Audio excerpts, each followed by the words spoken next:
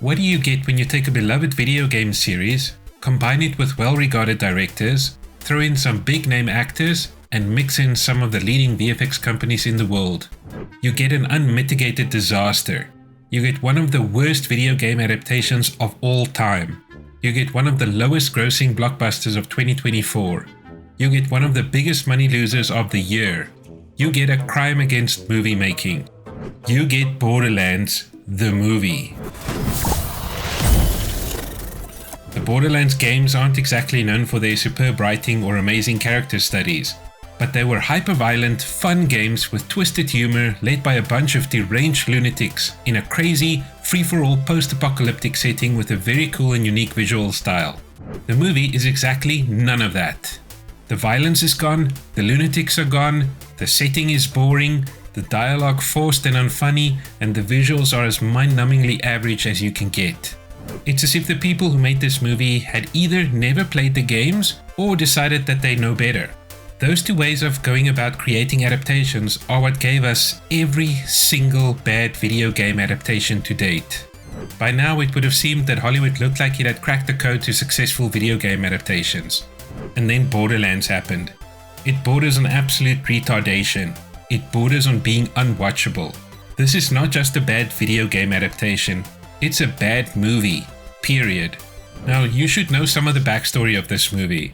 It was originally directed by Eli Roth, and according to rumors, the first director's cut of the movie was done in 2022 already.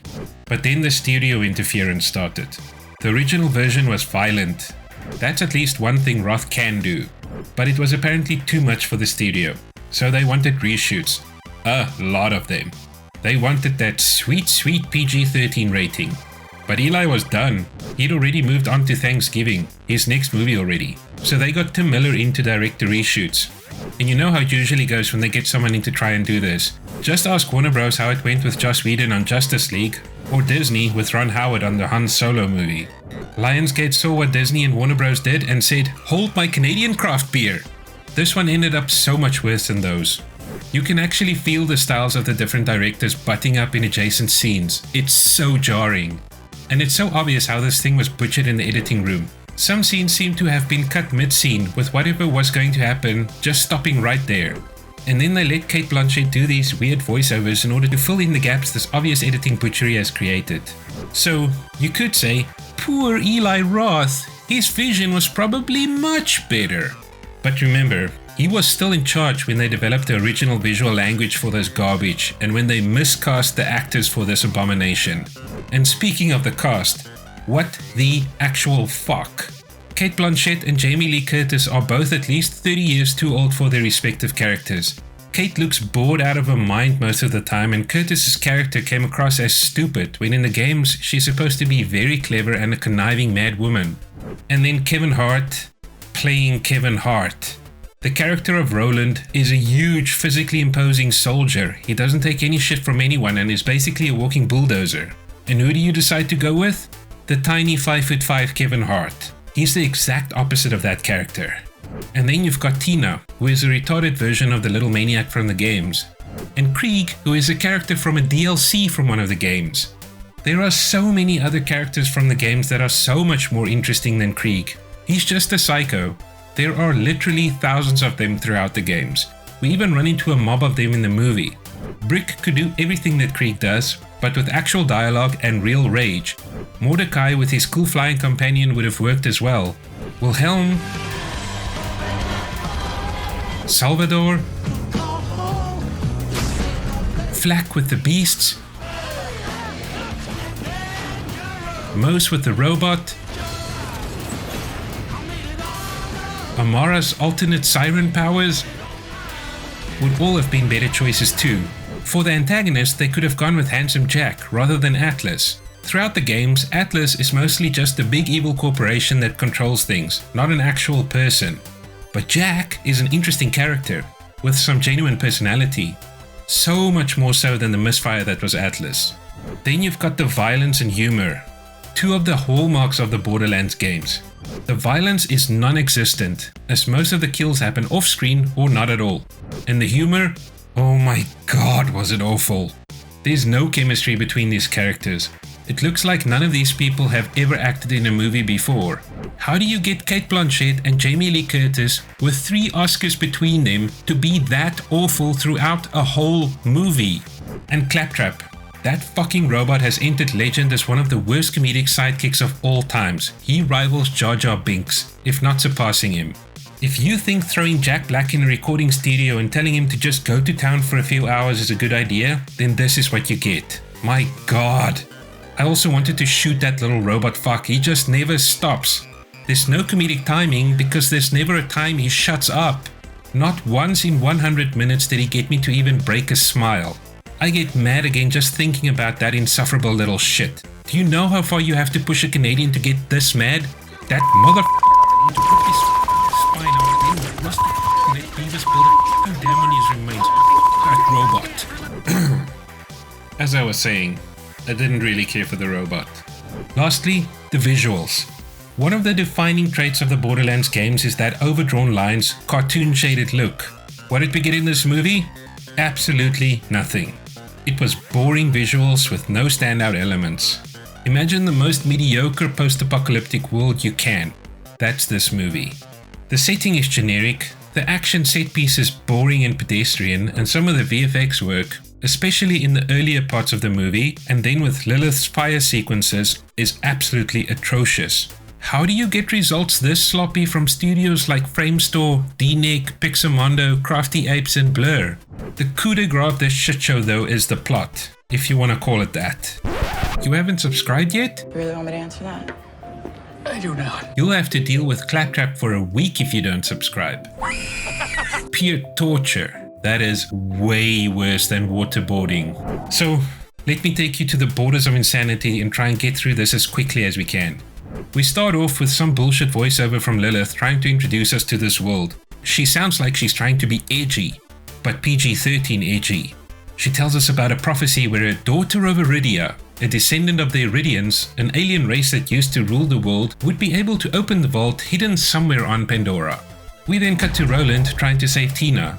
See, Tina is the girl that's the key to it all. She's Atlas's daughter, but really, she's cloned from Iridian blood. She's that daughter from Iridia from the prophecy.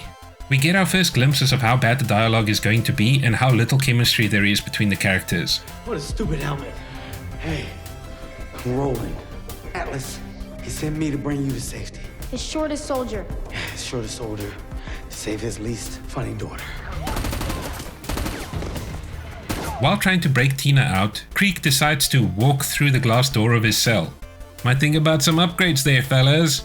He, Roland and Tina are pals now. What do you say me and you be friends? What do you say you help me get her out of here? We jump to Lilith on another planet, being an insufferable badass girl boss bitch.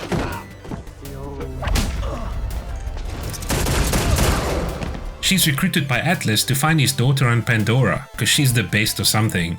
We then cut to her landing on Pandora. She's on Roland and Tina's trail. They'd apparently landed there weeks ago already. What happened during that time jump? No idea. We're introduced to ClapTrap and he's supposed to help Lilith. Why? Not even he knows. He just has to. They find Tina's hangout amongst a huge, precariously stacked wall of containers. A lame fight ensues. Where'd you go?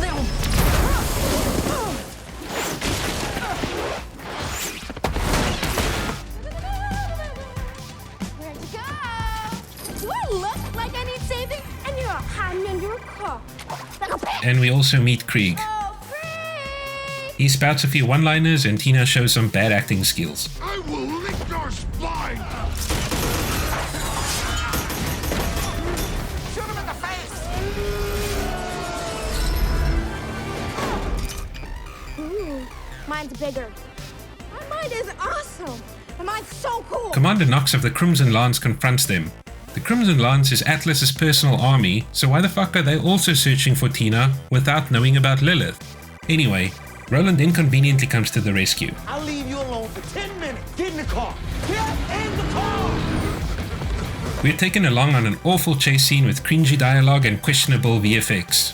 This first interaction as a group is a preview of how bad the chemistry between them all is going to be going forward. They get away into a random monster's forbidden area, where they all get covered in monster pee.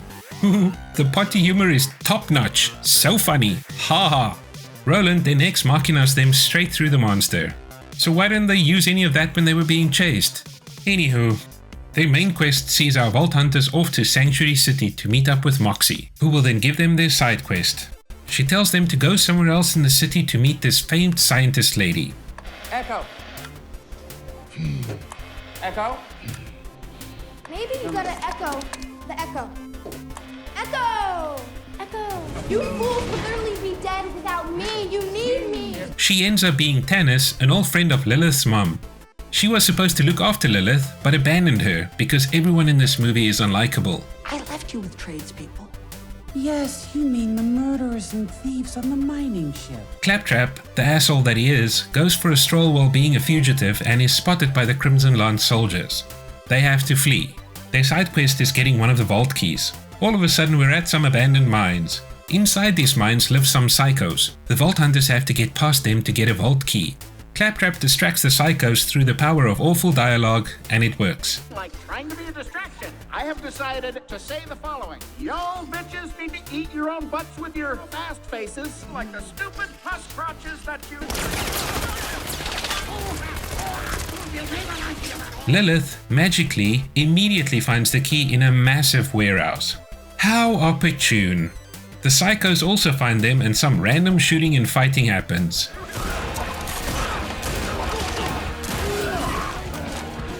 What are you doing? I need a gun. So you asked for it, Tanis. Move.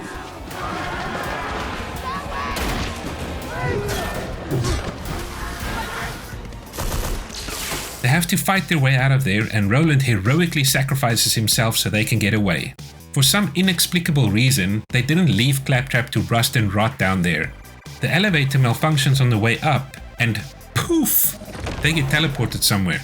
Dang, Tina really is the magical daughter of Iridia. Only she's not, but we'll get to that later. Roland survived because of course he did. We can't have actual consequences in a movie like this, can we? ClapTrap fixed the locator beacon and it summoned Atlas. Tina sees Lilith talking to Atlas and is a little enraged about that. They part ways. Wait, Enjoy your freedom. Lilith wakes up and realizes that they've been conveniently teleported right back to her old home village. There, ClapTrap turns into R2-D2 and gives Lilith an "If you're seeing this, I'm dead" message from her mum. Her mum tells her that ClapTrap is supposed to help her understand her destiny. Without giving Lilith any more details than that, she just figures it all out. Lilith also doesn't seem particularly fazed by her mum's touching message, because everyone in this movie has to be unlikable. Turns out she is the special one, not Tina. How? No idea.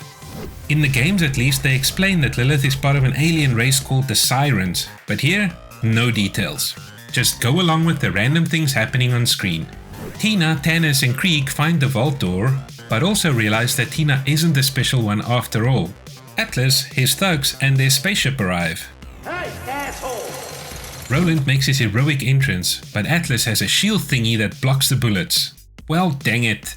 Atlas tells his army to kill the Vault Hunters. Kill them all. Commander Knox doesn't agree. She changes sides and promptly dies. I should have. Lilith then shows up and flames on. Your mother gave you to me to take you away from here so you would never have to open that vault.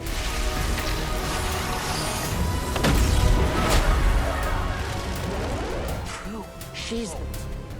Some fighting happens, Friend.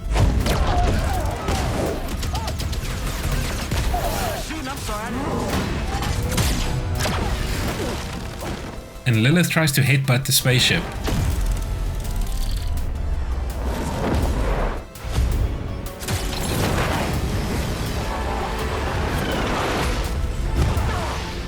Unfortunately, ClapTrap isn't shot to pieces.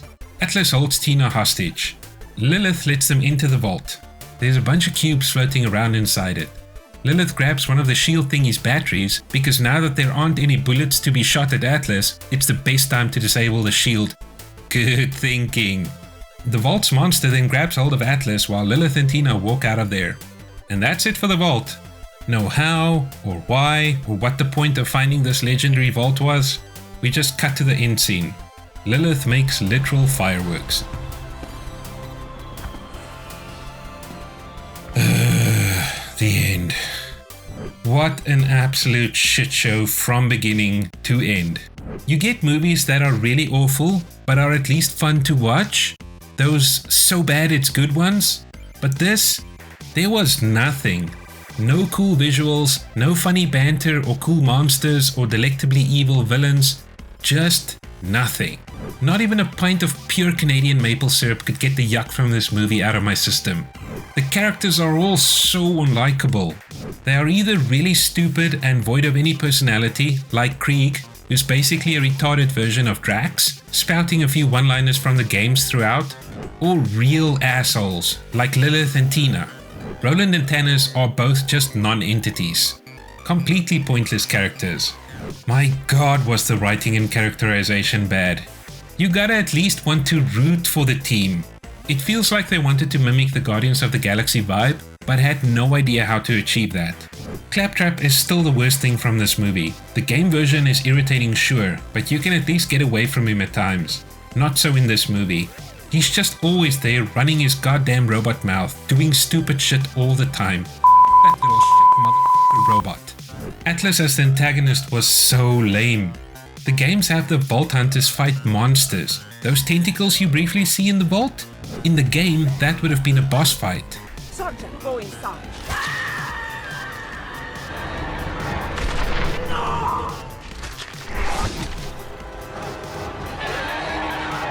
There's so many boss fights in the game, and the closest we get in this movie is them driving through one random monster's throat. Weak writing. The budget was there, so where are the monsters? This movie should be taught in film schools around the world as a case study of how not to go about making a movie. From a lame story that completely deviates from the source material, to 2 years worth of studio interference, to getting mismatched directors for reshoots, to awful casting choices, to dreadful acting, and hideous VFX. With every step in the production, they messed up as they went along. Each step beating the end result into the desecrated corpse of what was supposed to be a fun romp through Pandora, shooting and looting with a likable band of psychopathic misfits. Skip this one. This is the longest 100 minutes of your life otherwise. This movie will drive you borderline crazy. Anywho, that's me signing off. I will lick your spine!